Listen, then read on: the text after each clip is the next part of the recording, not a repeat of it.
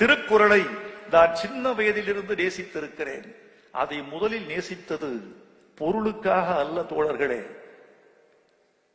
காமத்துக்கு வசப்படாத, காமம் என்பதே என்னவென்று தெரியாத ஒரு சின்னஞ்சிறுவன் ஒரு கொழுத்த பெண்மையை அண்ணாந்து ஆச்சரியப்பட்டு ரசிப்பது போல, பொருளே தெரியாத காலகட்டத்தில் கூட திருக்குறளை நான் தடவி தடவி, சொல்லி சொல்லி, பேசி பேசி, ரசித்து ரசித்து, ருசித்து ருசித்து, இசைத்து இசைத்து, திளைத்து திளைத்து, கரைந்து கரைந்து, நிறைந்து நிறைந்து ரசித்திருக்கிறேன்.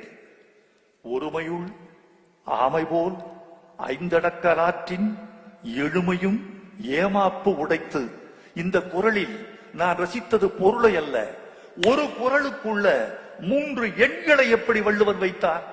ஒருமையுள் 1, ஆமை போல் ஐந்தடக்கலாற்றின் 5, எழுமையும் ஏமாப்புடைத்து 7, 1, 5, 7. ஒரே குறளுக்குள் 3 எண்களை சொல்லி எப்படி பொருள் சொல்கிறார் என் பாட்டன்? இது சின்ன வயதில் திருக்குறள் மீது எனக்கு ஏற்பட்ட ஈர்ப்பு.